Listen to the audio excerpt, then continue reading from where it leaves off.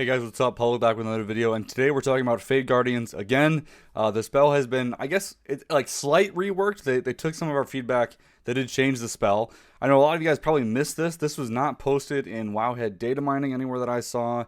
This wasn't like a blue post made by Blizzard, which I thought was kind of interesting.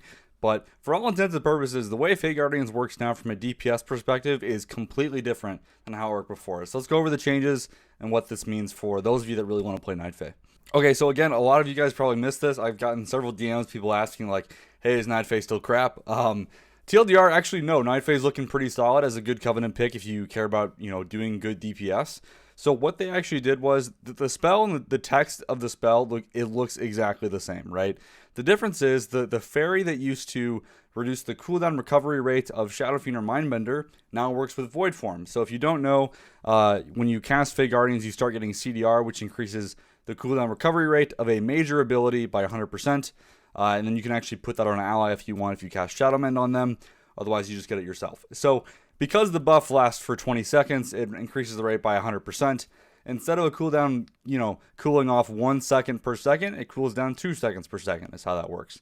So effectively, whatever the duration of Fey Guardians is means that's how many seconds you're going to get off your major cooldown, assuming that's already on cooldown when you use the spell. So they've changed this for Shadow now works with Void Form and specifically Void Eruption rather than Shadow Fiend or Mindbender, which actually does a couple good things for us. The biggest one is you just get more Void Forms, right? Which is the blanket vanilla stuff. We always complain that, giving that change to Shadow Fiend or Mindbender doesn't really do much because that cooldown, for all intents and purposes, doesn't really matter. It doesn't really change how we play at all or whatever. So I think this is overall a positive change. Not the one I would have made personally, because I think it still leaves you in a bit of an awkward situation with Power Infusion still being 2 minutes, and then Void Form that is now coming down from a 1 minute 30 second cooldown to a 1 minute 10 second cooldown if you use it at the correct timing. So, it's much closer. And for the most part, what this works out to be, if you're Night Phase, you're going to use that first Void Form, and effectively you're going to be using Void Form on cooldown. Now, the only caveat there is that you're actually going to be holding Power Infusion if Void Form is going to be up in like 10 seconds or something. There is going to be one overlap where you have Power Infusion up, but you have to wait a few seconds for Void Form. That one you still want to wait and line up, at least to a certain extent. The good news is, since Power Infusion, generally speaking, lasts a bit longer than Void Form, again, adjust your timings with Hungering Void increasing that Void Form. You can pop Power Infusion a bit earlier than you actually pop Void Form if you really want to. But again, for the most part, you're gonna be using Power Infusion on cooldown, Void Form on cooldown with Fey Guardians, and then you're gonna sync up Power Infusion and Void Form. There's a little overlap there, right at that 2 minute mark, right? And that's effectively how this cooldown works, right? It's a little bit interesting because you're kind of, again, still juggling cooldowns with this spell, which is going to be kind of funky. It feels a little strange sometimes because Fey Guardians as a spell is a 1.5 minute cooldown still. Void Eruption without this is still 1.5 minutes. Goes down to 1 minute and 10 seconds. Power Infusion still 2 minutes. Shadow Fiend's then 3 minutes. So you have a bit to juggle here. Overall, this is still a nice solid increase. Especially, I think the resident sleeper here is actually Mythic Plus specifically.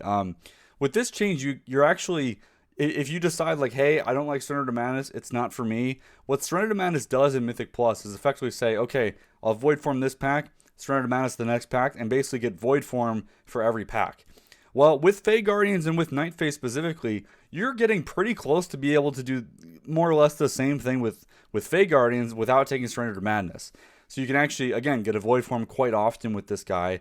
And maybe if you do like Mythic Plus, you do a big pack like about every minute. This is going to be pretty much perfect if you consider like 10 seconds of downtime between pulls, whatever it is, right? So, and if you do that, you can then go Hungering Void or Ancient Madness without feeling like you're losing that extra Void Form. Although, again, this will be very dungeon dependent, but I think this is still going to be a pretty great option for Mythic Plus. Time will tell. I've been so busy with Sims and kind of reworking everything after this change that I haven't had basically any time to play the beta more or less to actually give full thoughts on how this will feel. But from like an actual Sim DPS perspective, Night Fae is now competitive. You don't have to be concerned about it being like not a DPS loss to press the button. It's going to be very, very solid. Specifically, a lot of the power is riding on this CDR. So if you're ever in a situation where that CDR isn't benefiting you, again, we're back in the same kind of spot where the ability doesn't really matter. The insanity generation is whatever, you're not going to notice it. The damage reduction from Power Word Shield, again, it's only 10%, you're not really going to notice it. It's there if you need it though. So really, where does this not work? So for the most part, if you're taking Fey Guardians, it's not going to work very well in open world. It's not going to work the best in Torghast either.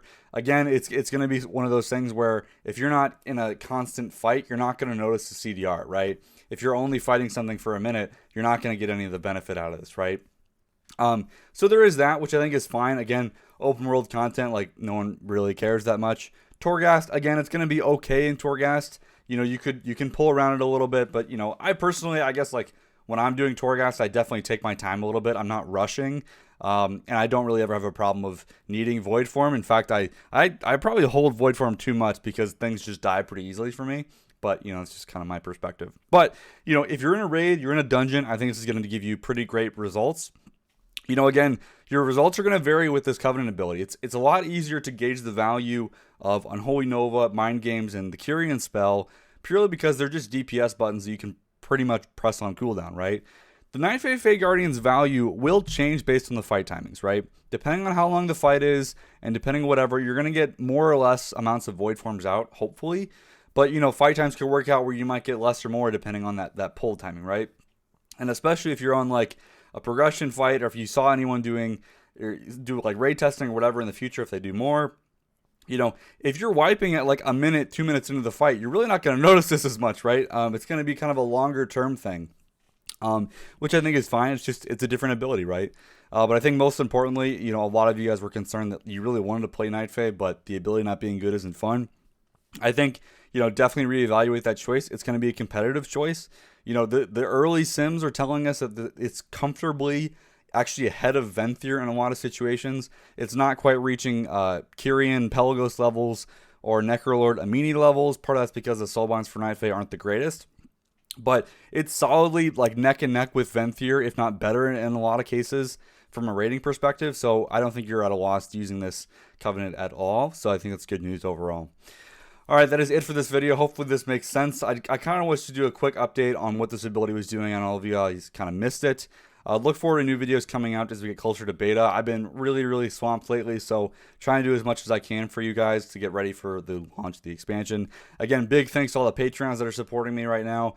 It means the world to me that I can have that support for all this great content. Hopefully you guys are enjoying it. If there's stuff that you want to see going into Shadowlands, please let me know. It's going to be pretty busy, but as we get to that first week or two of the expansion, I have some breathing room, I think, to make some stuff, but you know, we'll see what happens. It is coming up on Thanksgiving, so everything's very busy. Thanks again for watching, guys. We'll see you in the next one.